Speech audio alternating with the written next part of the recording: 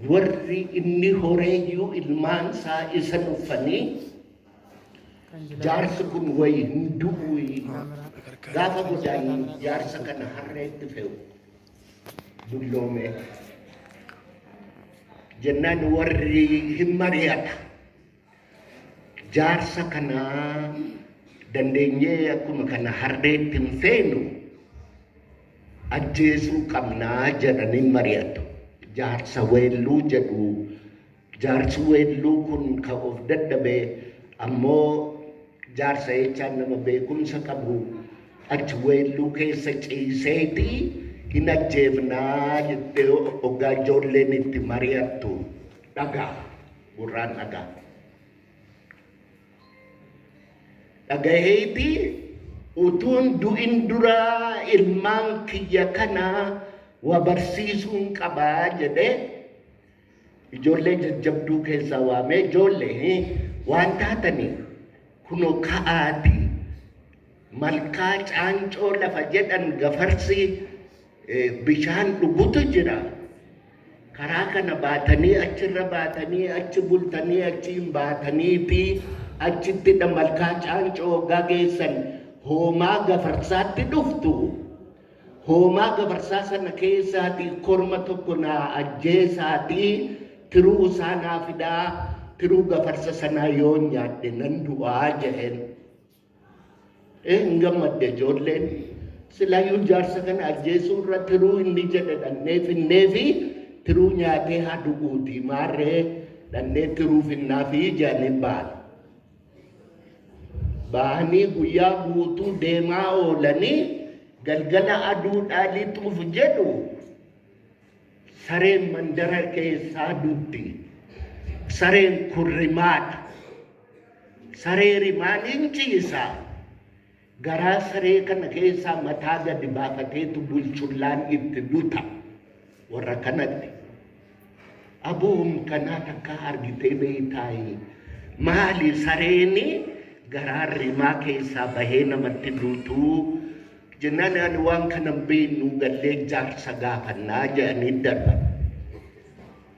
Guyyaa lammeessoo deemaa oolanii gara galgalaa maal argu? Harree takkati gammoojjii lafti bade adaal mallaq margi takka keessatti hin biqille keessa harreetu dhaabbata. Harreen kun yoo laalan hamma arbaa ga'a. Aboo lafa kana margi hin jiru homtuu hin jiru harreen kun maal nyaateeti akkana gabbatee jedhanii wal gaafatan. Kanallee hin beeynu gallee jaarsa gaafannaa jedhanii dhiisanii darban. Guyyaa sadeessoo deemaa oolanii farda takkatti dhufan. Biyya fardi sun jiru isaan isaa margi isaa muujaan isaa mudhii fardaa caala. Mudhii fardaa. Fardi muujaa marga akkana lalise keessa fardi kun immoo kan gogaan isaatiif lafeen duwwaa walitti jiru huqqatee kan silaaduu gogumaa fi lafeetti walitti jira. Fardi kun sila biyya kana fakkaatu marga kana fakkaatu keessa akkamittiin akkana huqqatee akkamittiin akkana miidhamee jedhanii wal gaafatan. Kanallee hin beeynu gallee jaarsa gaafannaa. Amma borumtaasaa deemaa oolanii gara galgalaa dheebuun qabdee bishaan tokkotti dhugaa dhufan. Bishaan kun boolla sadiitu jira. Boolli takka as jira, ka ittaanu taanee jira. Boolli sadeessoon achi jira. Bishaan boolla kana keessaa bahu isa ittaanu dhiiseeti isa sila boolla isa ta'aanu lagatee boolla achaanutti fincaawa. Aboo isa bishaan kun maal ta'e? Kunoo kan isatti aanu boolli kunoo jira. Isa kana dhiisee akkamiin sanatti fincaa'ee wal gaafatan. Kanallee hin beeynu gallee jaarsa gaafannaa jedhanii darban. Guyyaa shaneessoo Cancoo malkaa gafarsaa oggagaan hoomaan gafarsaa bishaan dhugaa. Hoomaan gafarsaa lakkaawwameen dhufne achitti wal ga'ee jiru. Achi keessaa gafarsa korma isaa ilaalanii amma tiruu keessaa baasanii fi jaarsaa fuudhanii galuuf jedhu. Amma tokkicha gaafa korma kana waraananii dhiigi korma kanarraa cirrifate gafarsa achi jiru sanatti faca'ee faade. Gafarsi inni waraaname baheeti warri dhiigi gafarsaa sun itti faca'e dhuman. Na dhageessu jiran warra dhiigi itti faca'e du'e gafarsi inni waraaname hin bahe.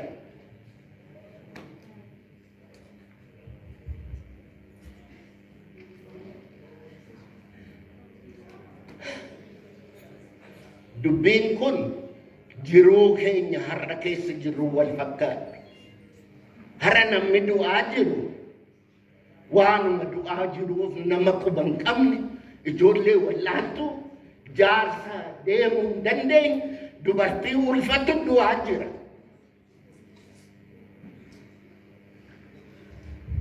Dhiigatitti faca'e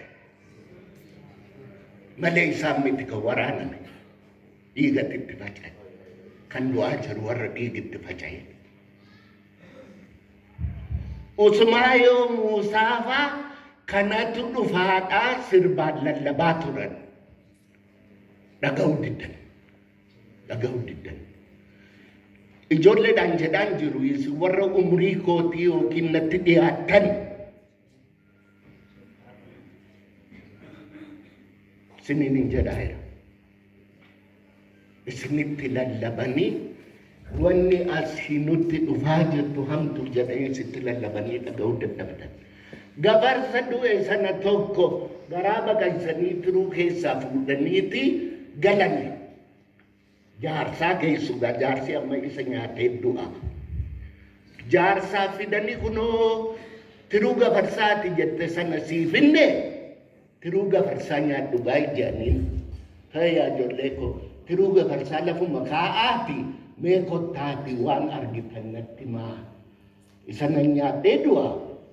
Otoo an nyaadheen du'in dura waan karaa irratti isin mudate natti maa jedheen jaarsi. Gaafa duraa rimaatu garaa bahee saree rimaan garaa bahee nutti dutee kana arginee gallee jaarsa gaafa nallee deebii. Gaafa lammataa biyya Adaal mallaqa margi keessatti hin biqille keessa harree dhaabbatu hamma arbaa ga'uu argine maan nyaatee hanga arbaa ga'e wanni kun jenneet ajaa'ibne. Gaafa sadeessoo farda marga keessa dhaabbatu muujjaa mudhii isa ga'u keessa dhaabbatutu lafee fi gogaa fi lafee duwwaa waliin jira.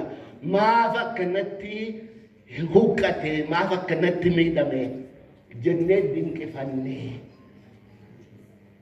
Gaafa afreessoo bishaantu boolla isatti nu dhiisee boolla isarraa fagootti fincaa. Bishaanni kun akkamitti uumame jennee ajaa'ibne.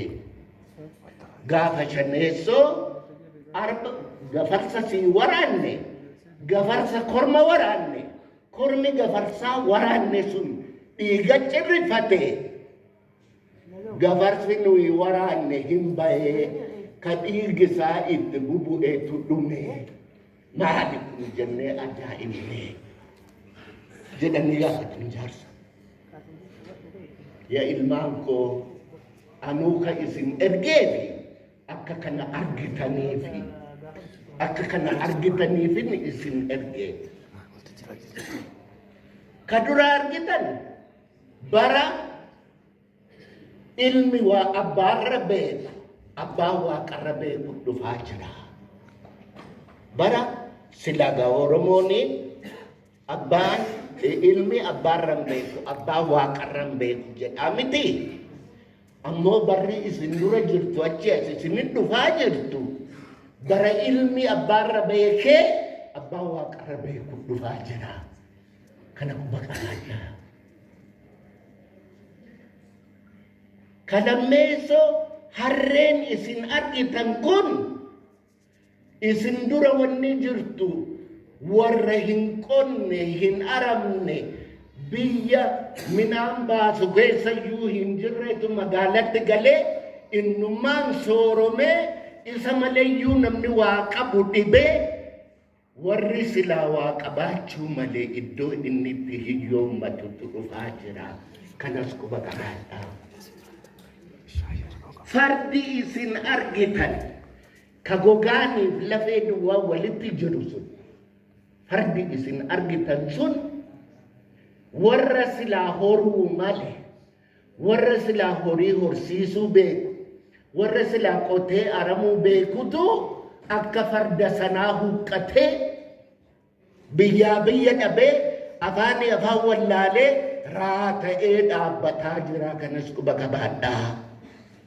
Wanni isin dura jirtu kana fakkaatti. Bishaan isin boolla kanaa bahee boolla kaanitti irra boolla ittaanurra utaalee itti boolla dhibiyaatti fincaa jettan sun bara isin dura jirtutu waan asitti qotan waan asitti horantu ollaa hanqatee fira aanaa hanqatee biyya alagaa dhaquuf deemaa. Kanallee quba qabaadhaa.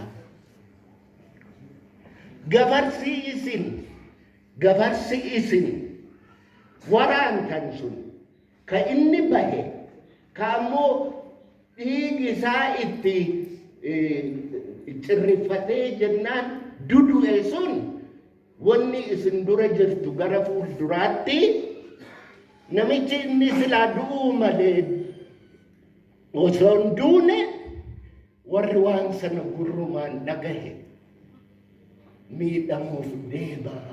Kunillee waan isin dura jirtu quba qabaadhaa jedhee jedhama. Waan kana Ali Birraan isinitti lallabaa bahe, Usmaayoo Muusaas isinitti lallabaa bahe, Abdullaahi Jirmaas isinitti lallabaa bahe. Isin sirba kana sirbuudhaaf dhaggeeffattu malee wanni inni jedhu maal akka ta'e dhageessanii isinin jedhaa jira.